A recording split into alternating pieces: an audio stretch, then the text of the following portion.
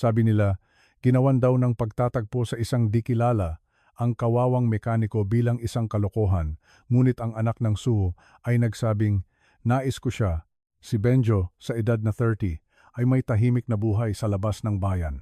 Isang bihasang mekaniko, may matitigas na kamay at mabait na kalikasan, ginugugol niya ang kanyang mga araw sa pagkukumpuni ng mga sasakyan at ang gabi naman sa pagtingin at pagkalinga sa kanyang matandang nanay. Hindi siya mahilig lumabas, hindi pinapaganda ang sarili, iniiwasan ang mga dating app at bihirang magsalita tungkol sa ibig.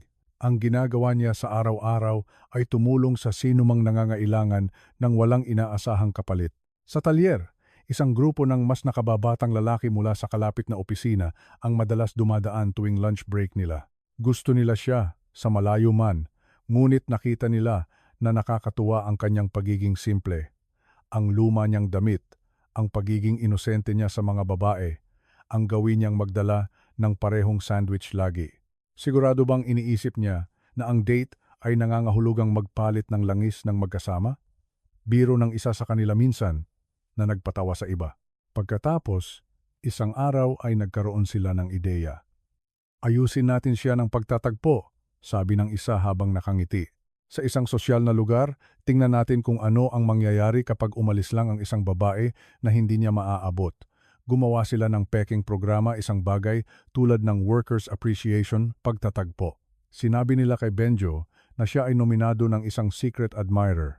Ang premyo, isang hapunan sa isa sa pinakamagagarang restaurant sa lungsod at pagkakataong makilala ang isang espesyal. Nalilito si Benjo, ngunit naantig. Hindi niya kailanman naisip na siya ay karapat-dapat sa isang date. Ngunit nang gabing iyon, nang ikinuwento niya ito sa kanyang nanay, ngumiti ito ng matamis at pinisil ang kanyang kamay. Siguro, ito na ang oras, sabi nito. Hindi mo alam, baka mayroong taong makakita sa iyo kung paano kita nakikita. At kaya, pumayag si Benjo. Ang Sabado ay ginugol niya sa paghahanda. Pinili niya ang pinakamahusay na damit na mayroon siya. Isang bagong plansang puting polo na may butones. Sa kabila ng bahagyang mantsa ng langis sa manggas, mula nang ayusin niya ang kadena ng bisikleta ng isang bata noong nakaraang taglagas. Ang kanyang haki na pantalon ay umangkop, ang luma ngunit malinis niyang sapatos na goma. Tumingin siya sa salamin at marahang tumango sa sarili.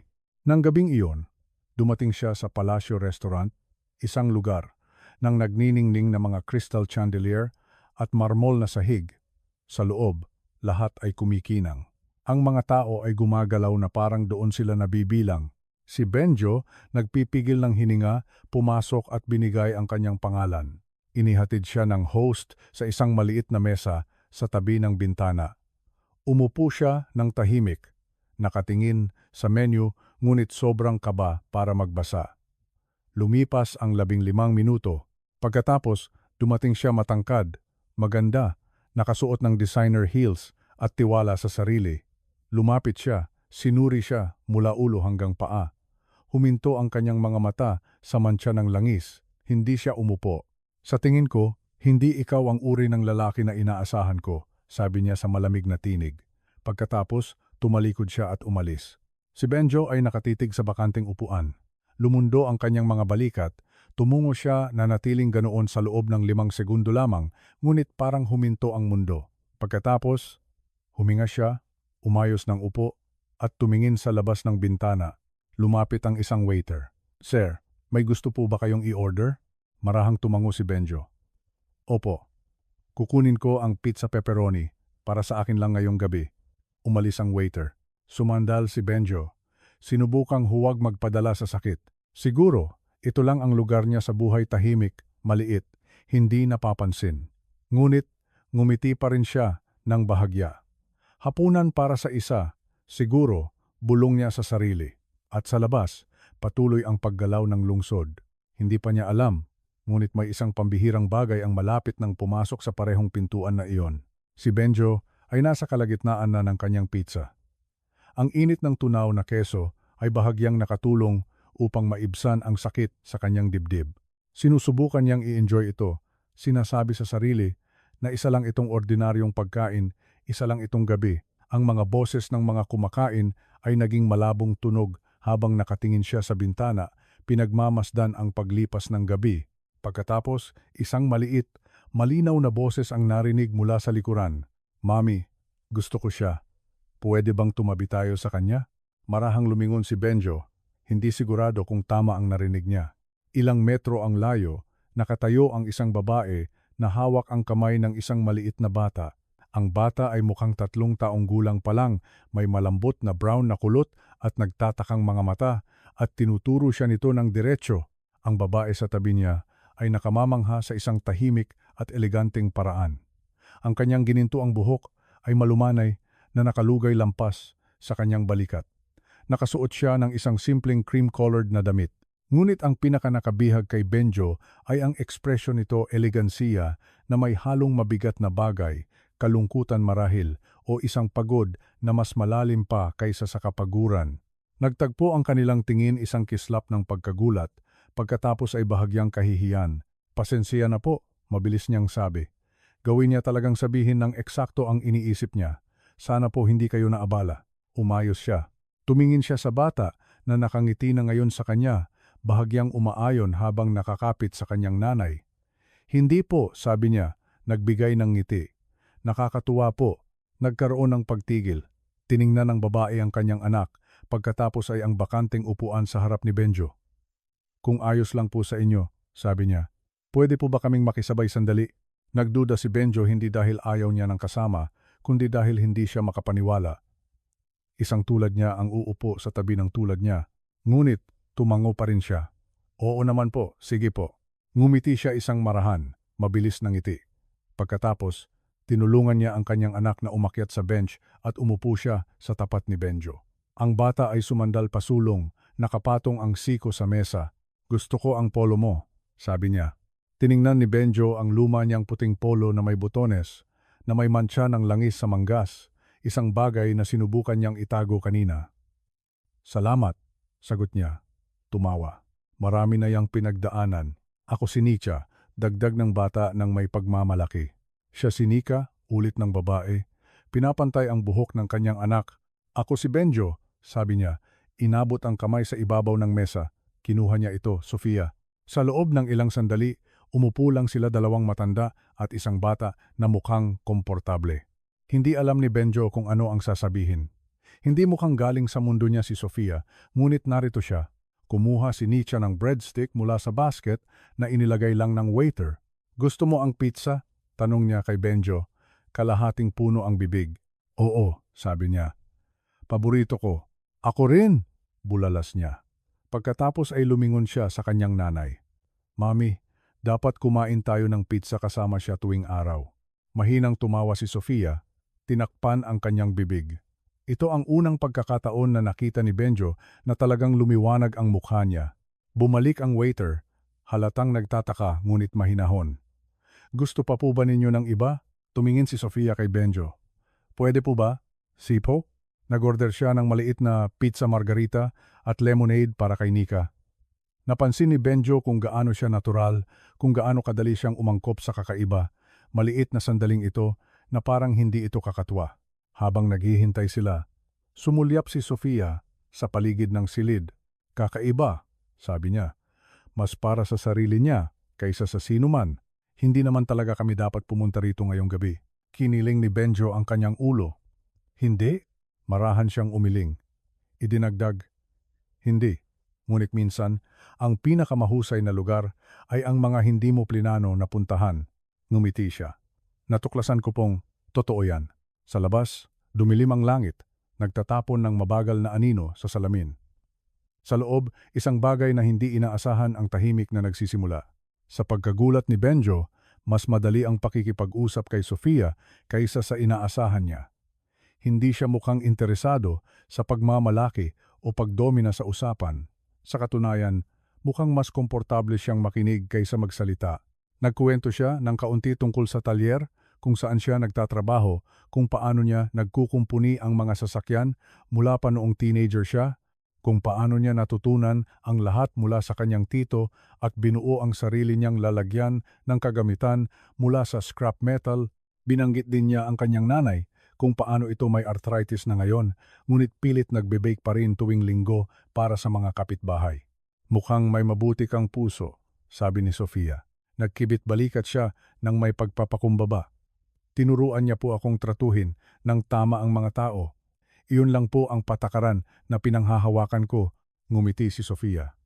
Ngunit may isang bagay sa kanyang mga mata, isang bagay na hindi lubos na mabasa ni Benjo na para bang naroroon siya, ngunit malayo rin. Nang marahan siyang magtanong tungkol sa trabaho niya o kung ano ang nagdala sa kanya sa lungsod, iniiba niya ang usapan patungo sa kanyang anak. Si Nika ang nagpapanatili abala sa akin, sabi niya. Tumawa ng bahagya. 3 taong gulang pa lang siya, pero naniniwala na siya na pinapamahalaan niya ang mundo. Matalino siya, sabi niya. Pinagmamasdan ang bata habang maingat na naglalagay ng mga sugar packet sa hanay sa ibabaw ng mesa at tiwala sa sarili rin. Tumango si Sofia, lumambot ang kanyang ngiti. Siya ang lahat sa akin. Ang paraan ng pagkakasabi niya nito tahimik, maprotekta, halos parang isang dasal ay nagpatigil sa kanya. Nagkwento siya tungkol kay Nika nang may pagmamalaki, ngunit sa likod ng kanyang boses ay mayroong iba pa isang bagay na mas mabigat, pagkawala, pagkaubos. Hindi ito nasa kanyang mga salita, nasa paraan ng pagtungo niya 1 segundo ng mas matagal, sa paraan ng marahan niyang pagpatong ng kamay sa kamay ng kanyang anak na parabang pinapatibay niya ang sarili. Iginagalang niya ang mga katahimikan. Alam niya na ang ilang sakit ay ayaw bigkasin ng malakas. Si Nika, samantala, ay nagustuhan si Benjo. Tumatawa siya ng malakas kapag nagpapatawa siya gamit ang mga gilid ng kanyang pizza at nagtatanong ng walang katapusang tanong tungkol sa grasa sa ilalim ng kanyang mga kuko. Nag-aayos ka rin ba ng mga space rocket? Tanong niya sa pagitan ng mga kagat. Maliit lang, sagot niya ng kumindat. Tumawa si Sofia, hindi isang magalang na tawa, kundi totoo, mainit. Napatunayan ni Benjo na mas napangiti siya kaysa sa nagawa niya sa loob ng ilang linggo. Ngunit pagkatapos may nagbago. Isang malakas na gasp ang nanggaling sa isang kalapit na mesa. Isang bata, mga 4 o 5 taong gulang marahil ang nasasakal. Tumayo ang nanay nito nang nagpapanik. Tinatawag ang pangalan niya. Ang tatay ay walang silbi na nagkakalkal. Hindi alam kung ano ang gagawin. Ang mga kubyertos ay kumalabog. Ang silid ay huminto. Si Benjo ay nakatayo na. Mabilis siyang gumalaw, ngunit tahimik nilampasan sina Sofia at Nietzsche. Nang makarating siya sa bata, marahan niyang inilagay ang isang kamay sa balikat ng tatay at tumango. Ayos lang po. Ako na po. Ang bata ay namumula na, hindi makahinga. Lumuhod si Benjo sa likod nito, niyakap ang katawan nito, at ginawa ang Heimlich maneuver. 1, 2, 3, malalakas na kompresyon, at pagkatapos ay umubo ng malakas ang bata. Isang piraso ng pagkain ang lumabas sa bibig niya at tumama sa mesa. Huminga ng malalim ang bata. Isang alon ng ginhawa ang kumalat sa silid. Niyakap ng nanay ang kanyang anak, umiiyak at nagpapasalamat kay Benjo palagi. Nagpalakpakan ang ilang mesa. Tumayo si Benjo. Sinasaayos ang kanyang sarili ng may pagkamahiyain, halatang hindi sanay na siya ang sentro ng atensyon. Nagbigay siya ng maikling pagtango. Pagkatapos, bumalik siya sa kanyang mesa na parang walang nangyari. Nakatingin lang si Sofia sa kanya, hindi may pagtataka, kundi may mas malalim. Alam mo lang ang gagawin, sabi niya ng marahan. Natutunan ko po iyon dati, sagot ni Benjo. Nagboluntaryo po ako sa community center. Naisip ko po na baka magamit balang araw. Kumindat si Sofia. Karamihan ng tao ay magpapanik. Ikaw, hindi ka man lang natinag. Nagkibit balikat ulit siya. Gusto ko lang pong tumulong, siguro. Tiningnan niya siya ng iba ngayon, may paghanga, may pasasalamat, at marahil may mga unang pahiwatig ng iba pa. Si Nika, na walang kamalay-malay sa bigat ng sandali, ay pumalakpak. Bravo, ang tagapagayos ng racket, tagapagligtas ng araw. Tumawa ng bahagya si Benjo. Sumandal si Sofia pasulong, nakatingin sa kanyang mga mata. Wala akong masyadong kilalang tao na tulad mo, sabi niya. Hindi alam ni Benjo kung paano sasagutin iyon, kaya ngumiti lang siya. Minsan, hindi na kailangan ang mga salita. Hindi maalis sa isip ni Sofia si Benjo. Habang inuuwi niya si Nietzsche mula sa restaurant ng gabing iyon, ang mga ilaw ng lungsod ay lumabo sa windshield. Si Nika ay humihuni ng marahan sa likod ng upuan, busog sa pizza niya at inaantok na. Ngunit ang isip ni Sofia ay nasa ibang lugar, Binabalikan ang bawat sandali ng gabi na ibinahagi lang nila. May isang bagay na kakaiba sa kanya. Si Benjo ay mabait sa paraang tapat, simple, ngunit hindi kailanman walang kabuluhan. At nang iniligtas niya ang maliit na batang iyon gamit ang kalmado, tiyak na mga kamay may nagbago sa loob ni Sofia. Nang gabing iyon, pagkatapos niyang halikan si Nika at patulugin, nagtimpla si Sofia ng tasa ng tsaa at umupo sa tabi ng malawak na bintana ng kanyang marangyang apartment. Ang skyline ay kumikinang sa labas ng salamin. Ang kanyang ginintuang kulot, medyo magulo na ngayon, ay kumikinang sa ilalim ng malambot na ilaw ng lampara. Umupo siya ng tahimik, ang kanyang mga daliri ay nakakurbang nakahawak sa kanyang tasa, hinayaan ang katahimikan na magdala ng mga alaala na hindi niya ginalaw sa loob ng maraming taon. Siya ang nag-iisang anak ni Don Victorino Langford, CEO ng Vicon Auto. Ang kanyang pagkabata ay naka-schedule at walang depekto, mataas ang mga inaasahan, hindi katanggap-tanggap ang pagkakamali. Nang maaga siyang nagpakasal, hindi lang ito dahil sa ibig ito ay isang pagtakas. Umaasa siya na may makakakita sa kanya, hindi ang yaman, hindi ang titulo, kundi ang tunay na babae sa ilalim ng varnish. Ngunit hindi iyon ang kanyang asawa. Mabilis na naghiwalay ang kasal. Naiwan siya ng isang anak, isang nasirang reputasyon, at mga headline tulad ng Harris turned solong nanay. Ipininta siya nila bilang isang mapiling babae na gumawa ng masamang desisyon. Hindi nila nakita ang tahimik na dalamhati, ang walang tulog na gabi, ang kahihiyan. Simula noon, nagtayo siya ng mga pader, na kontrol, hindi maabot hanggang sa dumating si Benjo. Pagkatapos ay nagpasya ang tadhana na makialam, uli hindi inaasahan, hindi inaanyayahan. Ilang araw pagkatapos, hinahatid ni Sofia si Nika sa daycare nang kumislap ang mga warning light na pula sa dashboard. Ang kotse ay umugong at huminto sa gitna ng isang abalang kalsada. Umalingaw-ngaw ang mga busina, umugong ang mga makina sa likod niya. Ang kanyang puso ay kumakabog. "Nika, manatili kang nakakabit, ha?" sabi niya. Pilit na nagpapakalma sa kanyang boses. Hinahanap niya ang kanyang telepono nang huminto ang isang lumang pickup sa likuran niya at lumabas si Benjo. Naglakad siya patungo sa bintana niya, pinupunas ang kanyang mga kamay ng isang basahan. "Kailangan mo po ng tulong?" tanong niya, nakangiti. Huminga si Sofia na hindi niya napansing pinigilan niya. "Ikaw ulit," tumawa si Benjo. "Nagsisimula na akong isipin na nagustuhan ka ng kotse mo." Bago pa siya makasagot, biglang bumukas ang likod na pinto at tumalon si Nika, tumakbo patungo kay Benjo. "Superhero!" sigaw niya, niyakap ang kanyang mga binti. Tumawa si Benjo at yumuko upang yakapin siya. "Ang paborito kong sidekick." Lumabas si Sofia ng kotse, umiling, nakatingin sa kanyang anak. Hindi niya kailanman ginagawa iyon, bulong niya. Kahit sa pamilya, hindi. Tiningnan siya ni Benjo nang may mahinang ngiti. Alam ng mga bata, binuksan niya ang hood. Mabilis na nadiskubre ang problema, isang maluwag na sensor wire. Sa loob ng ilang minuto, nakumpunin niya ito. "Ayos na po," sabi niya. Pinupunas ang kanyang mga kamay. "Dapat ay pwede na po kayong umalis." Kinuha ni Sofia ang kanyang pitaka. "Pabayaran mo." Marahang pinigilan siya ni Benjo. "Wag na po. Masaya lang po akong malapit ako." Sa sandaling iyon, kinalkal ni Nika ang kanyang backpack at kinuha ang kanyang sticker sheet. Inalis niya ang isang nagniningning na gintong bituin at idinikit ito mismo sa ibabaw ng bulsa ng polo ni Benjo. "Ito ang Star of Hope mo," sabi niya. "Mabait kang tao at ang mabubuting tao ay dapat laging may pag-asa." Nanatiling nakatayo si Benjo. Pagkatapos ay marahan siyang yumuko. Ang kanyang mga mata ay nasa antas ng mata ni Nika. "Salamat Nika," sabi niya ng marahan. "Malaking bagay iyan." Mabilis na kumindat si Sofia, tumalikod sa dahilan ng pagsasaayos ng kanyang handbag. May kagat sa kanyang mga mata. Napakatagal na simula nang may nagtrato sa kanyang anak hindi bilang isang accessory o abala, kundi bilang isang mahalaga. Hindi lang si Benjo kumikilos, nang mabait ginagawa niya ang kabaitan.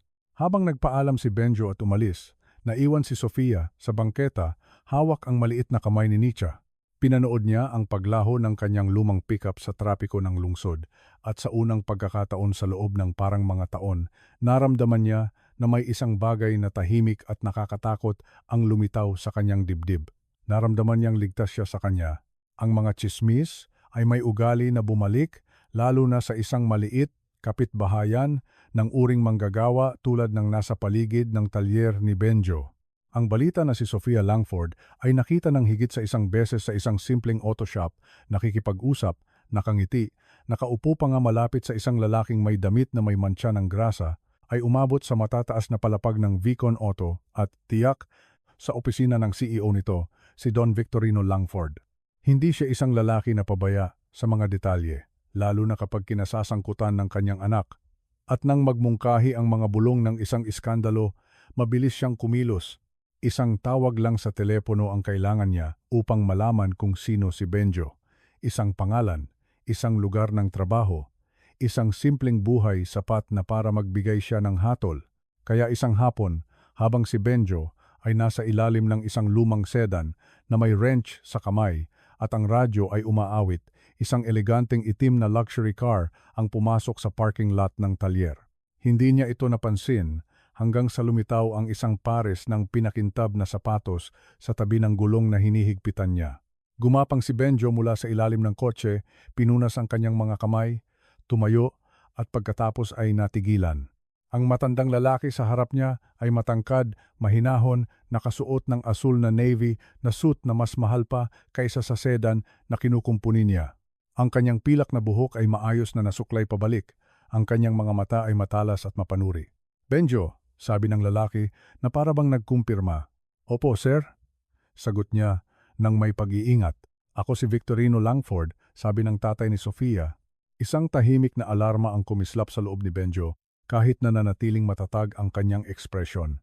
Sinuri ni Don Victorino ang talyer, ang bumabalat na pintura, ang nakakalat na mga kagamitan, ang mga mantsa ng langis sa sahig. "Dito ka nagtatrabaho?" tanong niya, kahit na alam na niya. "Ganoon po," simpleng sagot niya. Ipinagsalikop ni Don Victorino ang kanyang mga braso. "Diretsahan na ako. Ayaw ko ng mga sorpresa. At kilala ko ang mga lalaking tulad mo.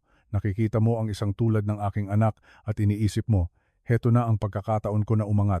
Walang sinabi si Benjo. Marami nang pinagdaanan si Sofia, patuloy ni Don Victorino. Hindi niya kailangan ng isang tao na naglalaro ng bayani o sumusubok na manalo sa kanya sa pamamagitan ng isang sob story. Tinitigan ni Benjo ang kanyang tingin. "Wala po akong intensyong akitin siya. Nagkita po kami ng nagkataon. Ang lahat po ay nangyari ng natural. Wala po akong hiningi sa kanya." Lumapit si Don Victorino. "Bueno, humihingi ako ngayon. Lumayo ka sa kanya." Hindi natinag si Benjo. "Nang may buong respeto po, sir, si Sofia po ang pumipili para sa sarili niya. Wala po akong kontrol." Nagtiim ang panga ni Don Victorino. Nagbigay siya ng huling mapanghamak na tingin sa talyer. Pagkatapos ay biglang tumalikod at bumalik sa kanyang kotse. Umugong ang makina at umalis siya. Iniiwan si Benjo nang magisa sa humahupa na alikabok. Mamaya ng gabing iyon, dumating si Sofia sa penthouse ng kanyang tatay, ipinatawag sa dahilan ng isang kaswal na hapunan, ngunit malayo ito sa kaswal. Inilahad niya ang paksa kaagad pagkatapos maihain ang pagkain. "Binisita ko siya kanina," sabi niya. Hindi tumitingin kay Sofia. Huminto ang mga kamay ni Sofia. Si Benjo ay isang mekaniko, Sofia. Gumagawa sa isang shed na tumutulo ang langis. Iyan ba ang buhay na gusto mo?" Binitiwan niya ang tinidor. Hindi ito tungkol sa kung ano ang ginagawa niya. "Ikaw ang anak ko," sabi niya ng may katigasan.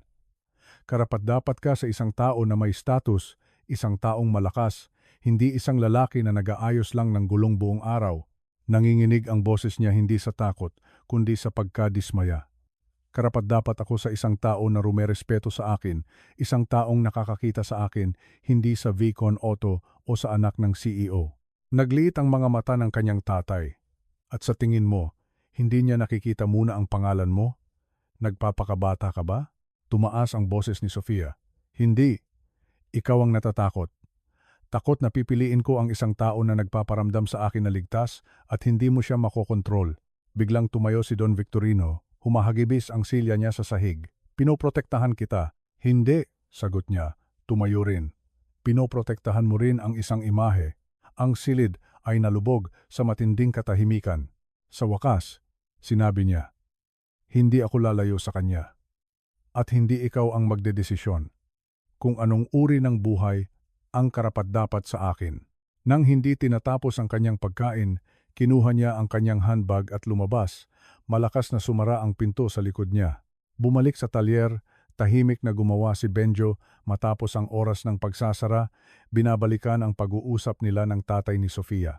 Hindi siya galit, sumuko lang. Hindi niya kailanman inasahan na mapabilang sa mundo nila. Palagi niyang alam na malaki ang agwat sa pagitan nila. Ngunit ang hindi niya inaasahan ay ang tindi ng pakikipaglaban ni Sofia upang manatili siya sa mundo nito. Ito ay isang mainit na Sabado ng hapon nang bumisita sina Sofia at Nika sa parke malapit sa kanilang apartment, isang tahimik na espasyo na nakatago sa pagitan ng kaguluhan ng lungsod at ang kalmado ng kalapit na lawa. Ang hangin ay puno ng tawanan ng mga bata, ang kaluskos ng mga dahon at ang ham ng taginit.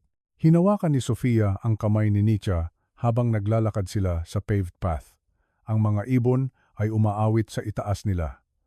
Tumalon si Nietzsche sa bawat ilang hakbang, tinuturo ang mga aso, bulaklak at paru-paro. Sa unang pagkakataon sa loob ng ilang araw, naramdaman ni Sofia na lumuluwag ang kanyang dibdib. Pagkatapos, sa harap lang nila, nakita niya ang isang pamilyar na figura na nakayuko sa tabi ng isang babae na may umiiyak na bata at isang natumba na stroller. Ang gulong sa harap ng stroller ay nakabaluktot papasok, malinaw na sira. Ang babae ay mukhang nalulula, pumipilit na pakalmahin ang kanyang anak at hawakan ang gulo. Naroroon na si Benjo. May wrench siya sa isang kamay. Ang kanyang tool bag sa tabi niya sa damuhan. Marahan siyang nakikipag-usap sa babae, nag-aalok ng ngiti ng katiyakan habang sinasaayos niya ang gulong, sinasaayos ang axle at hinigpitan ang ilang screw. Nang may sanay na kalmado at dali, uminto si Sofia. Naggasp si Nika. Ang buong mukha niya ay lumiwanag, walang pag-aalinlangan. Binitiwan niya ang kamay ng kanyang nanay at tumakbo pasulong. Superhero! Sigaw niya. Nakabukas ang mga braso. Tumingala si Benjo nang nagulat at pagkatapos ay ngumiti sa paglapit ni Nietzsche sa kanyang mga binti. Hello, Nietzsche? Tumawa siya. Madaling sinalo ito. Anong ginagawa mo rito, sidekick? Pumunta ako sa parke, sabi niya ng may pagmamalaki. Pero mas maganda na ngayon dahil nandito ka. Tumawa siya, inalis ang isang dahon mula sa buhok ni Nietzsche. Marahang lumapit si Sofia, ang kanyang puso ay naantig habang pinapanood niya sila. May isang bagay na napaka-neutral doon si Nika na nakakapit sa kanya at siya na parabang doon siya nabibilang sa kanilang buhay. At pagkatapos bigla, binitawan ni Nietzsche. Gusto ko siya. Matapang niyang sinabi, tumingin sa kanyang nanay. Gusto mo rin siya, mami. Kumindat si Sofia, nagulat. Namula ang kanyang pisngi. Nietzsche. Nagsimula siya, ngunit kinamot na ni Benjo ang likod ng kanyang leeg, tumatawa ng may pagkamahiyain. Siguro, nabunyag na, sabi niya nang tumawa ng bahagya. Tiningnan ni Sofia si Benjo, at pagkatapos ay tumungo ang boses niya ay mahina ngunit tapat. Hindi siya nagkakamali. Nagtagpo ang kanilang tingin. Sa loob ng maikling segundo, tumahimik ang mundo. Walang status o pagkakaiba sa klase o kasaysayan. Silang tatlo lang.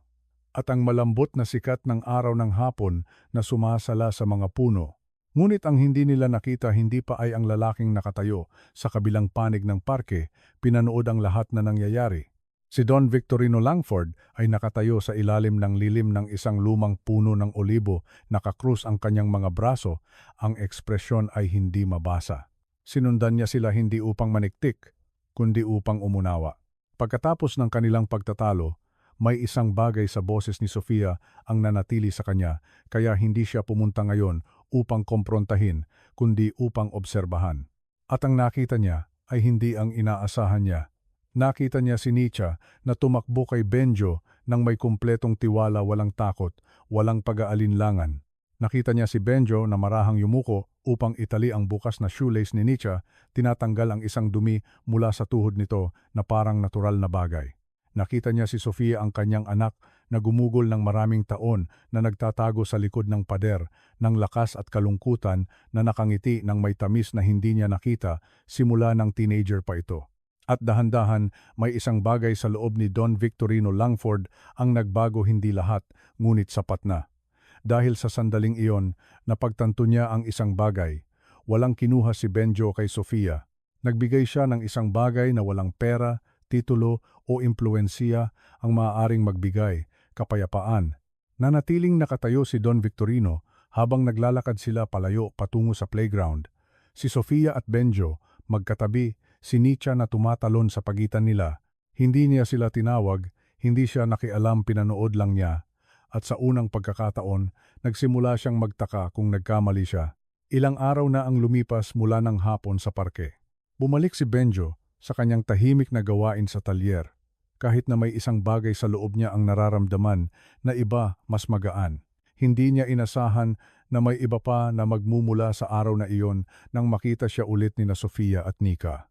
Ngunit isang umaga, habang kinukumpuni niya ang timing belt sa ilalim ng hood ng isang lumang van, isang anino ang kumalat sa sahig ng talyer. Tumingala si Benjo at nagulat siyang makita si Don Victorino Langford na nakatayo roon sa pagkakataong ito. Walang suit, simpleng polo lang, nakatupi ang mga manggas at isang ekspresyon na hindi lubos na matindi, ngunit maingat pa rin. Pinunasan ni Benjo ang kanyang mga kamay. Umayos siya ng tayo. Sir Langford, sabi niya, magalang, ngunit maingat. Hindi nagsalita ang matandang lalaki noong una, tiningnan lang ulit ang talyer tulad ng ginawa niya noong una, ngunit may iba pa sa kanyang mga mata sa pagkakataong ito, respeto marahil, pagtataka.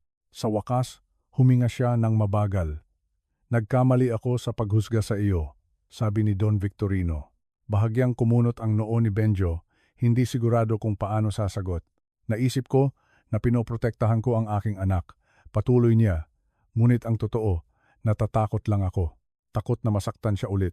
Takot na pumili siya ng isang tao na hindi makakatagal sa bigat ng kanyang mundo. Huminto siya. Pagkatapos ay idinagdag niya ng may tahimik na paniniwala. Ngunit pinanood kita kasama siya, kasama si Nietzsche. Hindi mo sinubukang kumuha ng anuman sa kanya. Ikaw lang kung sino ka. Marahang tumango si Benjo. Mahalaga po sila sa akin. Nakikita ko iyan, sabi ni Don Victorino. Kaya gusto kong magbigay alok sa iyo ng isang bagay. Kinalkal niya ang bulsa ng kanyang coat at kumuha ng isang nakatuping leaflet. Ang Vicon Auto ay naglulunsad ng isang bagong inisyatiba, pangangalaga sa sasakyan ng komunidad. Libreng pagsasaayos ng sasakyan para sa mga low-income worker, nurse, guro, janitor, ang mga taong nagpapatakbo sa mundo. Ibinigay niya ito kay Benjo. Kailangan namin ng isang tao na alam ang trabaho at alam kung paano makipag-usap sa mga tao ng may dignidad. Sa tingin ko, ikaw iyon. Tiningnan ni Benjo ang leaflet, tulala. Gusto niyo po akong sumali rito? Tanong niya. Gusto kong pamunuan mo ito, sagot ni Don Victorino. Nawala ng salita si Benjo, tanging isang tango at isang tahimik na, salamat po. Isang linggo pagkatapos, ang launch event ay ginanap sa isang community center sa downtown. Ang silid ay puno ng mga mamamahayag, lokal na opisyal, mga pamilya mula sa lahat ng antas ng buhay. Isang malaking banner ang nagsasabing, pangangalaga sa sasakyan ng komunidad, handog ng Vicon Auto. Si Benjo ay nakatayo sa podium, sinasaayos ang kwelyo ng kanyang pinakamalinis na polo, may gusot pa rin ngunit presentable. Hindi siya sanay sa mga kamera o talumpati. Mas komportable siya sa ilalim ng kotse kaysa sa ilalim ng spotlight. Ngunit pagkatapos, narinig niya ang maliliit na hakbang sa likuran niya at isang pamilyar, masiglang boses. Ayan na siya. Si Nika ay tumakbo sa hagdan ng entablado. Nakabukas ang mga braso. Siya ang paborito kong tao, sigaw niya sa mga tao. Kumalat ang tawanan sa silid. Sinundan siya ni Sofia, nakasuot ng isang malambot na asul na damit, at ang kanyang ginintuang kulot ay nakasalo sa liwanag. Kinuha niya ang kamay ni Nietzsche, pagkatapos ay hinanap ang kamay ni Benjo at marahan itong pinisil. Salamat, bulong niya, sa pagpasok sa buhay namin kahit hindi namin alam na kailangan namin ng isang tao. Ngumiti si Benjo, puno ang puso. Sa tingin ko, mas kailangan ko kayo kaysa sa kailangan niyo ako. Tumayo silang magkasama si Benjo, si Sofia, at si Nika sa harap ng isang silid na puno ng mga estranghero na sa isang sandali ay nakasaksi ng isang bagay na mas malakas kaysa sa isang talumpati o donasyon. Nasaksihan nila ang pagbuo ng isang pamilya, hindi isang binuo sa perpekto, yaman o panlabas na anyo, kundi sa kabaitan, katapatan at paggaling. Mamaya, habang natatapos ang event at lumulubog ang araw sa lungsod, hinila ni Nietzsche ang manggas ni Benjo at bumulong. Ngayon, kain tayo pizza. Tumawa si Benjo, palagi. Lumabas silang magkasama, tatlong kamay, magkatabi. Isang bagong simula, isang bagong uri ng ibig, isang bagong pamilya.